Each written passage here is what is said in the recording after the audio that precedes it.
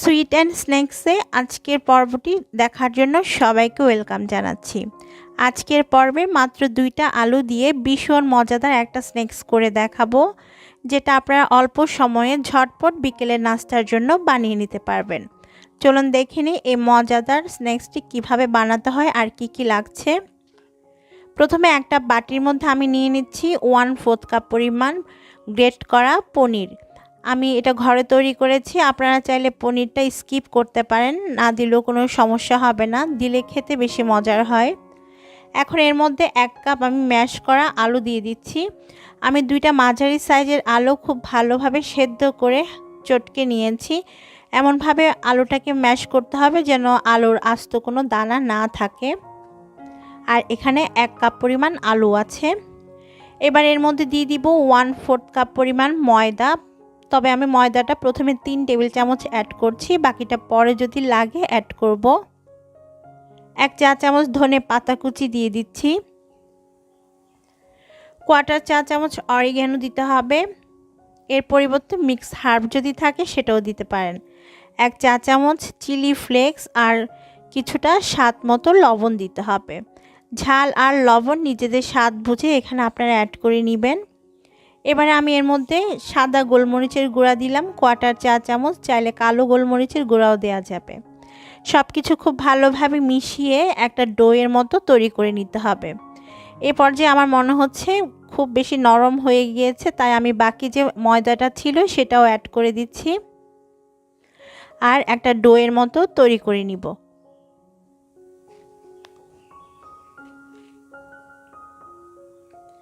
তো আমার এখানে আলু আর ময়দার ডোটা তৈরি করা হয়ে গিয়েছে। আমি খুব ভালোভাবে হাত দিয়ে ডোটা তৈরি করে নিয়েছি। এটা ঠিক এরকম হবে কনসিস্টেন্সিটা।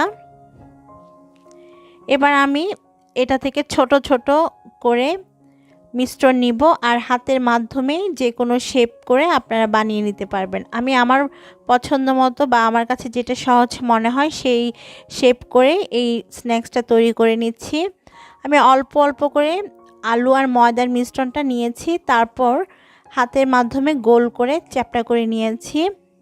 তারপর নিচ থেকে 2 পাশ ধরে এভাবে চিকন করে দিলে দেখবেন খুব সুন্দর একটা পাতার ডিজাইন হয়ে যাবে আর এটা খুব ইজিলি তৈরি করে নেওয়া যায়। এভাবে করে আমি সবগুলো বানিয়ে নিব। আপনাদের সুবিধার জন্য আরেকটা করে দেখাচ্ছি। আমি অল্প করে ময়দা আর আলুর মিশ্রণটা নিয়েছি, তারপর হাতের মাধ্যমে প্রথমে গোল করে চ্যাপ্টা করে নিতে হবে, তারপর নিচে 2 পাশে এভাবে চিকন করে দিতে হবে, ঠিক দেখতে অনেকটা পাতার মতো লাগবে। এভাবে সবগুলো আমি বানিয়ে নিয়েছি। এখন এগুলোকে আমরা ময়দার কোটিংয়ে দিব, তারপর তেলের মধ্যে ভেজে নিব। কোটিংয়ে দেওয়ার জন্য আমি একটা প্যানে নিয়ে নিচ্ছি বা একটা বাটিতে নিয়ে নিচ্ছি 1/4 কাপ ময়দা, 1 টেবিল চামচ কর্নফ্লাওয়ার আর সামান্য একটু লবণ। এখন নর্মাল তাপমাত্রার পানি দিয়ে আমরা একটা ব্যাটার তৈরি করব। ব্যাটারটা খুব বেশি ঘন বা খুব বেশি পাতলা হবে না, জাস্ট এমনভাবে তৈরি করবেন যেন আমরা যে স্ন্যাক্সগুলো তৈরি করেছি সেগুলো খুব ভালোভাবে এই ব্যাটারের মধ্যে কোট হয়ে যায়।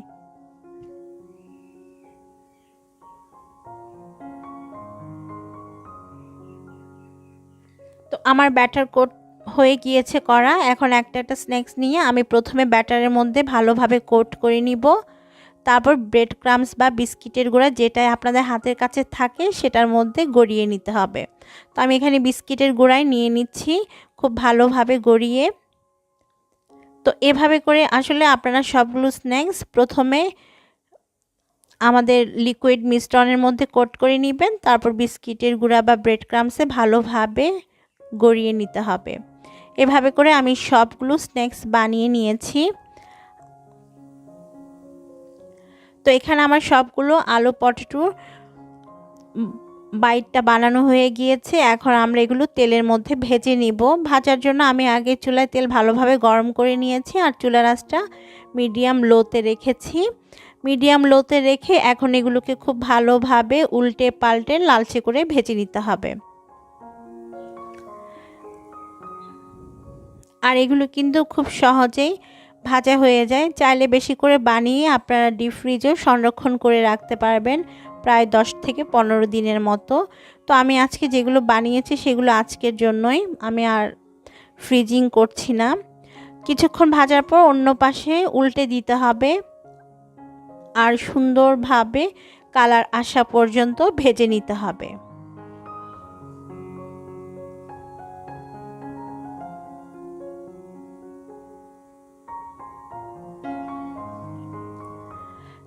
তো দেখতে পাচ্ছেন আমাদের পটেটো বাইটসগুলো খুব ভালোভাবে ভাজা হয়ে গিয়েছে, খুব সুন্দর একটা লালচে কালার এসেছে।